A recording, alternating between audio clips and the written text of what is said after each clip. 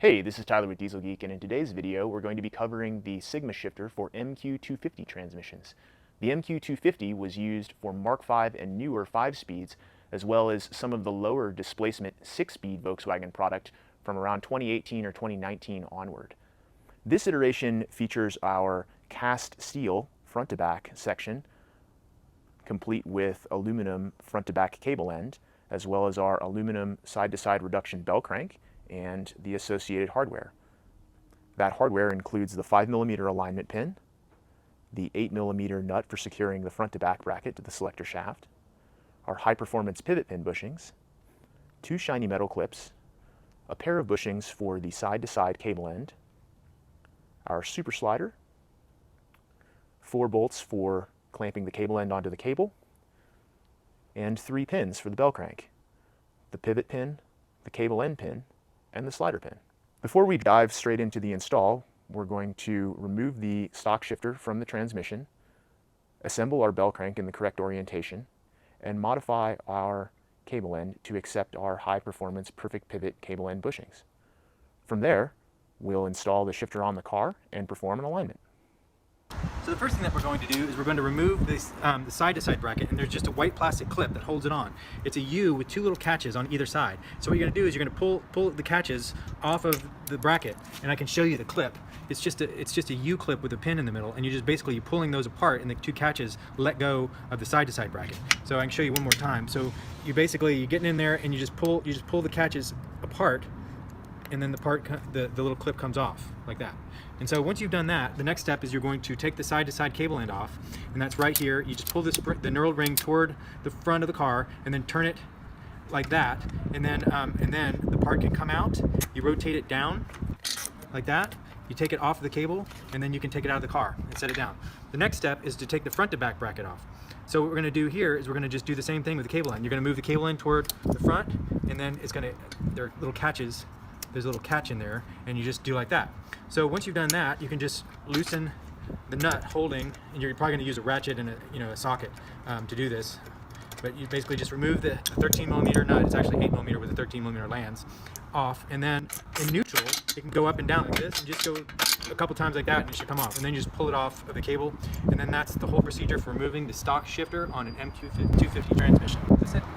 Hey, this is Jim with Dieselgeek, and today I'm going to show you the ins and outs of assembling your side-to-side bracket for the Sigma shifter. This is the Sigma side-to-side bracket, and it is the same for 5-speed and 6-speed. So what you need to do is when you assemble this, you need to assemble it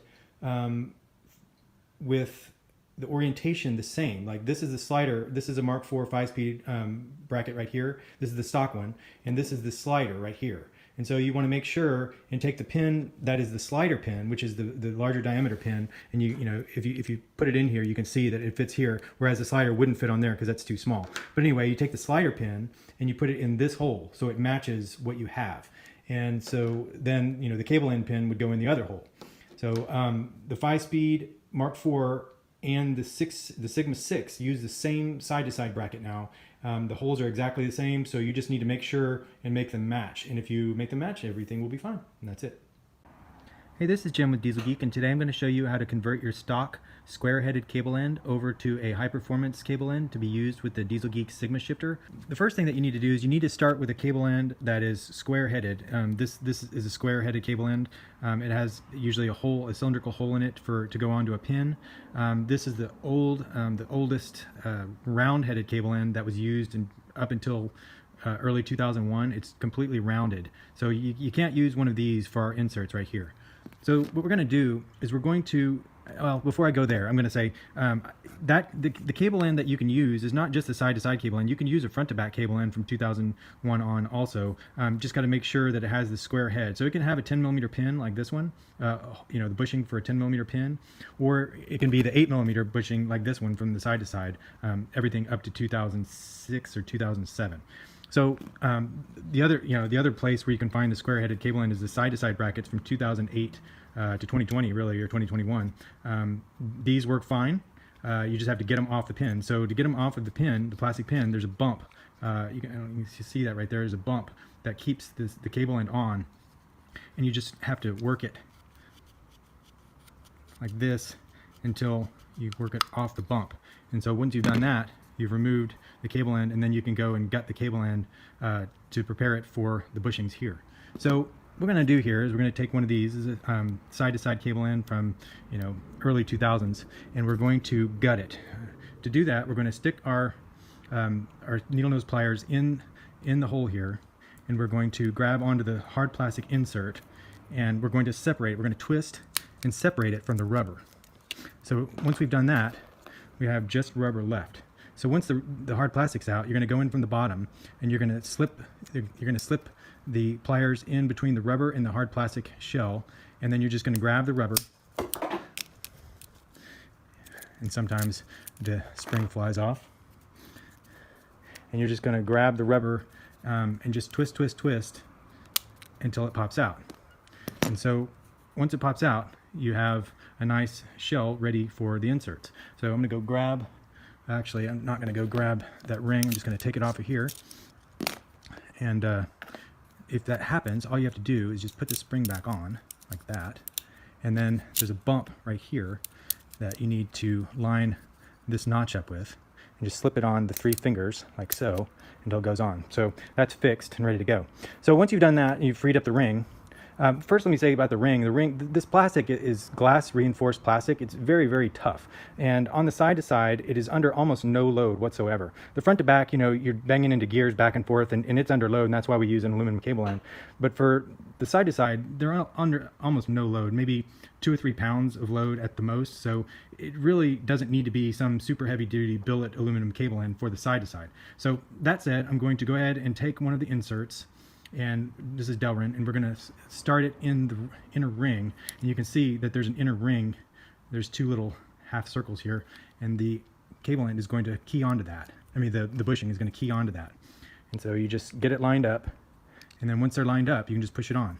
And now you've converted the cable end over to high performance. So once you've done that, if you have a stock type shifter, you can do that, and it goes on just fine. And if you have a Sigma shifter, it goes on the same sort of pin just fine. And you're ready for installing into the car, and that's it.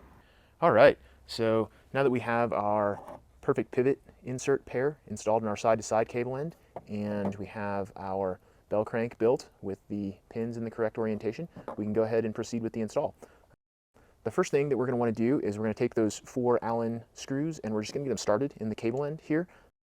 Just a couple of threads, just so that you don't try to do that in the engine compartment and end up dropping them. And then we're going to take our front to back assembly here. We're going to bring it out to the engine compartment, and the first thing we want to check is that it slides nice and freely on this front to back cable. And this one is cooperating, but some of the MQB cars in particular have oversized cables, and so if you run into that, what you do is you just take this and you insert a number 2 Phillips down into the cable end, and you can just kind of flex it like that, and it'll just open it up a couple thousandths, which is really all you need to be able to clear the cable. The other kind of gotcha here is that these little rubber boots sometimes are pulled down onto the threads of the cables, and you just, if they are, just go ahead and just push them back so that you've exposed all of the rungs on the cable. Once you've got that all set, just go ahead and slide this on more or less all the way. And what you're wanting to do is you want to locate this double tooth here, the double tooth of the spline.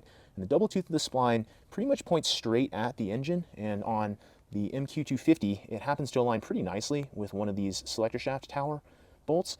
So you just align that double tooth with the double keyway of the shifter here, which we've had a dimple cast in right there. And you want to use the dimple that's on the labeled Sigma end of the front to back, and once you have it lined up right, it'll just drop right on there. Next, we'll grab our 8mm flange lock nut and just spin it down, and we're going to go ahead and tighten this nut on the selector shaft. And you want this good and tight, but you don't want to go crazy. We've had customers in the past that have snapped that stud, so that's the reason for the word of caution there.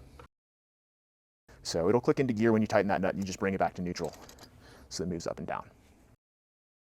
And then we'll grab our bell crank, and we'll slide one of our pivot bushings onto the pivot pin, and we'll slide our slider onto the slider pin, and we'll just go ahead and get that kind of started in there, and then we can slide our other bushing in from the other side. Oh, there we go. And slide it all together like that. And the next thing you want to check is you want to make sure that this still moves up and down nice and freely. Like you push it down and it just springs back up, and pull it up and it just drops right down. And it's really important that you have this bell crank moving nice and smoothly, or otherwise it's going to mess with your adjustment and it's going to feel sluggish. Your shifting is going to feel incorrect. The reason that I mention that is because particularly on the newer cars that use the plastic bell crank here, and if you're in a high road salt environment for the winter, corrosion can develop inside of this tube. And so if this bell crank is stiff, then what you'll need to do is you'll need to take the bell crank back out and take those bushings back out. You'll need to get in there with a wire brush like this. 410 shotgun brush works pretty well. It's 12mm tube, but just go ahead and scrub it back and forth and work all that white crumbly corrosion out of there. Once you have verified this moves nice and freely, you can just go ahead and back this bell crank kind of back out a little bit, and you can bring your modified side-to-side cable end, and you kind of have to get it lined up, and all this stuff needs to just kind of slide together all at once. And, oh, something's hanging me up here. Oh, there we go. All right. So once all that stuff gets happy, and what you'll do is you'll just drop your shiny metal clips on. And now at this point, this shifter is installed, and all we need to do is align it, and that will complete the job. So what we're going to do now is we're just going to push inward on this pin, and at the same time we're pushing inward on the pin, we're just going to lower this selector shaft down, and when we're feeling for the hole in the selector shaft with the pin, and when it lines up right, it'll just drop in all the way like that, and it'll turn up. And when you have the pin and everything locked in there, then the selector shaft is more or less locked up and down as well as rotationally. And so from there, we're going to go inside the cabin, and we're going to use the 5mm alignment pin to lock the cabin shifter in the adjustment home position. Okay, so the MQ350, aka the 6-speed, and the MQ250, aka the Mark V 5-speed and 1.4 6-speed transmission, they had one of a few different cabin shifters assemblies installed in them. This is a Mark IV shifter box, and it's basically the same as a Mark V shifter box. It's got a metal plate up here, but anyway, the specifics of the box don't really matter. Rather, what I want to show is that it's all the same pin and it's all the same idea. Basically, what you do is you're going through the upper loop with the pin, and then you just navigate the stick such that the pin aligns with that lower loop. And sometimes, particularly on the cars that have this injection molded plastic socket here, it can be a little bit difficult to get started, but yeah, you just kind of give it a wiggle and a twist, and it'll go ahead and find its home. Specifically on the MQB cars, so that's the Mark 7, Mark 8, and newer cars, the whole cabin shifter assembly is plastic, and the upper loop has a step in it, and it's caused some confusion or consternation with some customers that are trying to perform alignments. And because of that step, it can be helpful to guide the pin in kind of at an angle and then pass it through, and then once you align the stick appropriately, it'll drop on into the box. Now, we have had a couple folks that have mentioned that they thought the pin was too big. That's not actually the case. It's just that this injection molded socket here has 4 ribs when they're new, and that can make it feel like the pin doesn't want to drop in, and so sometimes it'll take some force and some twisting to get it to drop. But if you get it all lined up right, it will just go ahead and drop right in there. We'll go back out to the engine compartment, and the first thing we're going to do is we're going to set this side-to-side cable. And the side-to-side cable is really the more critical adjustment of the two. But what I like to do is I like to push down here on this selector shaft, and then I like to grab this cable, and I just like to wiggle it a little bit and kind of push it backwards towards the firewall. And you don't want to load it up with a bunch of tension. You just want to wiggle it a little bit and let it go back to the firewall as far as it's going to go. And then you kind of just jiggle this and make sure that it's all nice and free floating, and then you just roll that ring, and that ring will snap into place, and that's just going to lock that side-to-side cable in position. And then after that, we're going to come in with our 4mm Allen, and And this one's nice and square, and it'll work just fine if it's off kilter like that, but it looks a little better if it's nice and square. We're just going to tighten these guys down with our fingers, kind of just go in a crisscross pattern until they're finger tight. And then we'll come in with the ratchet and we'll final torque them. This is only a 3-inch ratchet. You really don't need a lot of torque here. And you just snug them. And once you've got all 4 of those guys snug, just go make one more pass and make sure we didn't get any loosening as we were tightening the others. And that's it. You don't have to go crazy with that or anything. So now that we have our cable ends locked in, we'll just come back down here to our locking lever and we'll just rotate it and it'll spring back out. And then we'll go into the cabin and we'll pull our 5mm pin. And now we're just going to check our gears. So we'll go over to the wall, hit first, second, third, fourth, fifth. If you have an MQ250 with a 6th, you'll go for the 6th. This one does not apply. And then we'll just push down and we'll go over to reverse. That pretty much completes the install. If you've got all your gears and you can access them all smoothly, then fantastic. Just go ahead and put your car back together. If it feels like you're still having a little bit of difficulty, particularly first and reverse sort of area, then the first step is just go back and redo that adjustment. It only takes a couple of minutes. And then beyond that, if you're still having difficulty, we have a fine-tuning video that will follow up this one. But thanks for watching, and that's about it. Okay, so this is the fine-tuning video. I'm not entirely happy with that shifter adjustment. First, second, and reverse all kind of feel less than awesome. So I'm going to show you another take on the shifter alignment, and we're gonna start with an elevator test. And so you're either going to need a helper or you need to put your phone in your engine compartment and take a video. But basically what we're going to do is we're going to go from neutral, we're going to go just to the left over to the wall, and then we're going to go into first. And this trans really doesn't even want to go. But if I kind of force it, you can see that it dropped down. So over to the wall, and then push it into first, and you can see that bell crank kicks forward and the front to back bracket kicks down. And so what that tells me is that the effective length of this cable is just a little bit too short. And so what we're going to do is we're going to take a Sharpie and we're just going to put a little mark. We're just going to paint those threads there so we can kind of see where we're starting. There's 3 little threads that are painted right there. And what we're going to do at this point is we're just going to open this cable end again, and we're going to bring that cable out like 2 threads. They're not actually threads, but they look like threads. So we're just going to bring that out about 2 or 3 threads, and then we're going to go ahead and repeat. So we're going to go over to the wall and over into first. And still, it's better, but it's still just dropping down just a little bit. So we're going to go into the engine compartment again, and we're going to open this cable, and we're going to just go like 1 more thread there. All right. And we'll just go back and check again. Obviously, if you have a helper, then you can just have your helper be in the car and push over to the wall and then go into first. And that was nice and smooth. It's actually, that bell crank is kicking up a little bit now. It really is a product of the kind of baked in slop to these MQB boxes. In particular, the plastic boxes are not great, but that's about as good as it's going to get with the stock cabin linkage. But at this point, we've got all of our gears that we can get to smoothly and easily. Now, if you've got that 1-2 elevator test dialed, so that the front to back bracket isn't jumping down when you go into first or second from the wall position, then and you're still having difficulty getting some of your gears, namely reverse and or 5th or 6th, then odds are you have slop in the linkage.